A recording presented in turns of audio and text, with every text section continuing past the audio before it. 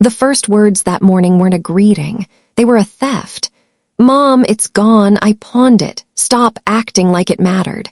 That was my son, Tyler. He stood in my kitchen like he owned the place, leaning against the fridge with that smug look I used to confuse for confidence. I froze, kettle still hissing on the stove. My eyes landed on the empty chair where my husband's Leica strap usually hung. It wasn't just a camera. It was Grant's eye, his voice, his memory, all wound into a metal frame he carried through storms at sea and birthdays at home. "Just a camera," Tyler repeated, shrugging. Behind him, Brielle scrolled on her phone without looking up. Her voice, sugar mixed with vinegar, cut across the room. "Honestly, Nora, clinging to dusty things isn't healthy. Grant wouldn't want you stuck in the past." She said his name like she'd known him longer than I had. 43 years I spent with that man. She married my son 5 years ago and somehow thinks she speaks for him. I didn't answer. I didn't need to. Silence has a weight of its own, heavier than any argument. The door slammed. Their footsteps faded down the porch, and all I could hear was the faint rattle of the empty hook swinging in the draft where Grant's Leica used to hang. What Tyler and Brielle didn't know was simple. That old camera didn't just hold memories. It held a secret, one my husband hid for decades. And by pawning it off, my son had just unlocked a war he wasn't ready for. That night, I couldn't sleep. I sat in the dark kitchen, hands wrapped around a cold cup of tea, staring at the empty hook on the chair. Then the phone rang. Not Tyler, not Brielle. A man's voice, rough, careful. "Mrs. Hale, my name's Mason Rudd. I collect vintage cameras. I think I have something that belonged to your husband." My throat tightened. "The Leica," I whispered. He hesitated. "Yes, I bought it this morning from Golden Harbor Pawn, but when I opened the film compartment, there was something inside, something hidden." My pulse jumped. "What did you find?" "A strip of microfilm, looked deliberate, like someone put it there for safekeeping. I thought you should know." The room spun. Grant had carried that camera every day of our life together, but never once mentioned a secret tucked inside it. "Do you still have it?" I asked. Mason paused before answering. "I do, but secrets this carefully hidden, they're usually worth protecting. You might want to see it with your own eyes, tomorrow. My workshop, 3rd Street near the docks, noon." The line clicked dead. I sat in silence, the old kitchen clock ticking louder than my heartbeat. Tyler thought he'd pawned away a relic for cash. Brielle thought she'd freed me from the past. But the past was calling me back through a stranger's voice and a roll of hidden film. And I knew, whatever was on that strip, Grant meant for me to find it. The next day, the dock smelled of salt and iron. Mason's workshop was a cramped space lined with shelves of old cameras, each one staring back like 100 glass eyes. He didn't waste time. From a velvet pouch, he drew out Grant's Leica. My breath caught. Even without him, it felt like Grant was in the room. Mason flipped the back open, slid out a tiny canister wrapped in wax paper. Inside, no film roll. Instead, a strip of microfilm smaller than a finger, etched with numbers and letters so faint you needed a loupe to see. He placed it beneath the lamp. "Take a look." Through the lens, I saw them. GHT 2045/ASTCO 21/DS0710. They weren't random. They looked like coordinates, dates, maybe access codes. And at the bottom, in Grant's careful handwriting, the words that froze my breath. "If they ever touch you, open protocol Gull." I stepped back, dizzy. Grant had hidden this for years, right on his wrist, right in plain sight. Mason studied my face. "Mean anything to you?" I shook my head, but my pulse was racing. I knew those letters, Ast, Astoria, DS, my initials, and the numbers, July 10th, the night Grant proposed. This wasn't just code. It was a map. A breadcrumb trail only I was supposed to follow. I whispered into the empty workshop, more to myself than to Mason. "Grant, what did you know, and why did you hide it from me?" That night, I sat at Grant's old desk.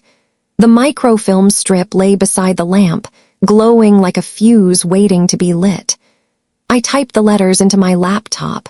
GHT 2045/ASTCO 21/DS0710. The search pulled me into a website I'd never seen before, Green Harbor Trust. A portal. Locked. But when I entered the full sequence, the screen blinked once and opened. Inside was a folder. Label, Protocol Gull. My hands trembled as I clicked. Up came photographs, grainy night shots, but I recognized Grant's steady hand. Not family portraits, not sunsets. Ships, barges, pipes pouring dark liquid into the Columbia River under cover of fog.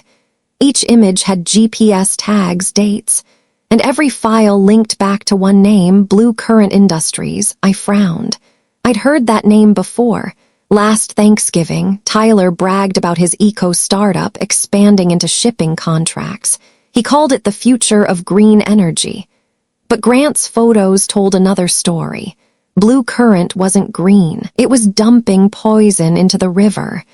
Then I opened the last file, a typed note signed in Grant's hand. If Nora ever reads this, it means the risk is real. Tyler is not what he seems. Protect her first, then expose the rest. My heart dropped. Grant hadn't just been keeping a financial secret. He'd been investigating our own son.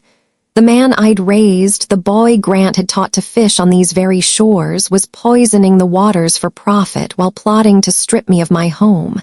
The room felt cold. I looked at the empty chair across from me, and for the first time since his death, I whispered into the dark. Grant, you knew. And you tried to warn me. 2 days later, my doorbell rang. Not neighbors, not friends. A lawyer in a tailored suit stood there, Betrayal at his side with crocodile tears in her eyes. Tyler hovered behind them, arms crossed, jaw tight. Mrs. Hale, the lawyer began, too sweet to be sincere, your children are concerned. They believe you've been under stress, making erratic choices. For your own well-being, they suggest a temporary guardianship. Guardianship. The word hit like ice water. Betrayal clutched my arm as if we were close. Nora, honey, this isn't an attack. We just want to protect you. You've been talking to strangers, chasing codes, losing sleepy. It's not safe. I pulled away. My voice stayed even. Protect me by taking control of everything I own. Tyler finally spoke. Mom, come on, you're 70, Dad's gone. Things are complicated, let us help. Just sign and all this stress will be off your shoulders. I studied his face. The same boy Grant once taught to ride a bike was now rehearsing lines to declare me incompetent. Grant had been right. I smiled, just enough to unsettle him. 40 years as an aircraft machinist, Tyler. I tightened bolts smaller than your thumb while men's lives depended on it. I haven't lost a step, but if you're so worried, give me 48 hours. I'll let a professional accountant review Dad's records.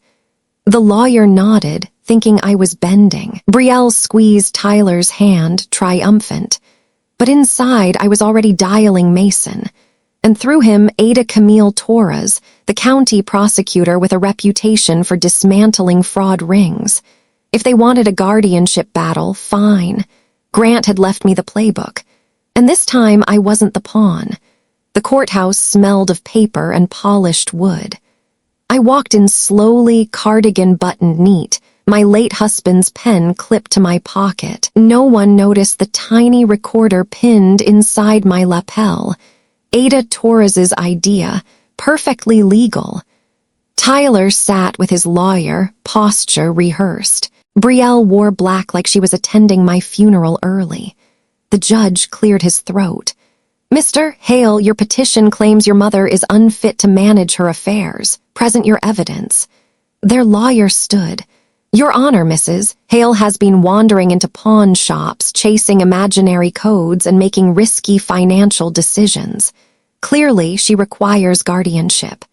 I kept my eyes down, letting them talk, letting the rope unspool.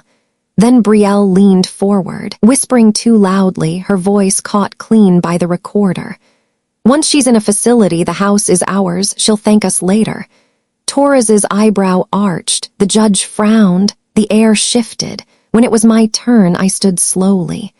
"Your Honor," I said softly, "they claim I'm confused. Let me show you something." I reached into my bag, pulled out Grant's Leica, held it steady. "This camera is from 1956. Leaf shutter, rangefinder style. My husband fixed it himself when the curtain jammed in 2011. The adjustment screw sits behind the pressure plate.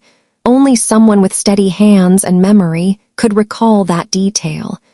I looked straight at Tyler. "Does that sound confused to you?" Silence. The judge leaned forward. "Impressive recall, Mrs. Hale." Torres stood then, calm as a blade. "Your Honor, our office has received evidence of Mr. Hale and Mrs. Hale's daughter-in-law discussing financial exploitation.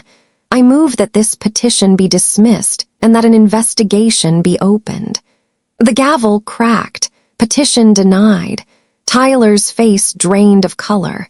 Brielle's hand twitched toward his, but he pulled away, sweat beading at his temple. I walked past them slowly, the Leica heavy in my hands. For months, they thought I was the weak one. But Grant had left me every tool I needed, and this was only the beginning of their unraveling. The raid came faster than I expected. 2 mornings after the hearing, I stood at my kitchen window, coffee in hand, when black SUVs rolled down our quiet Astoria Street. Agents in jackets marked EPA/state attorney swarmed Tyler's office warehouse near the docks. I watched them drag out crates, hard drives and files, boxes of the very contracts Grant had photographed. My phone buzzed. It was Torres. "Mrs. Hale, we confirmed everything. Illegal dumping, fraudulent permits. Your husband's files line up perfectly with the evidence. They're finished." Out my window, I saw Brielle shouting at the agents, her designer coat whipping in the sea wind. Tyler stood beside her, pale, his jaw slack, as if the ground had given way under his feet. I didn't step outside. I didn't shout. I didn't gloat. I just tightened my grip on Grant's Leica. The same camera they'd called worthless had become the key to their undoing. And as the agents hauled away the last of their green empire, one truth echoed steady in my chest. Greed can build an empire, but evidence can take it down in a single morning. 6 months later, I stood on the pier at dusk, the Columbia River breathing slow beneath the Astoria Megler Bridge. On my shoulder hung Grant's Leica, not as a relic, as a promise.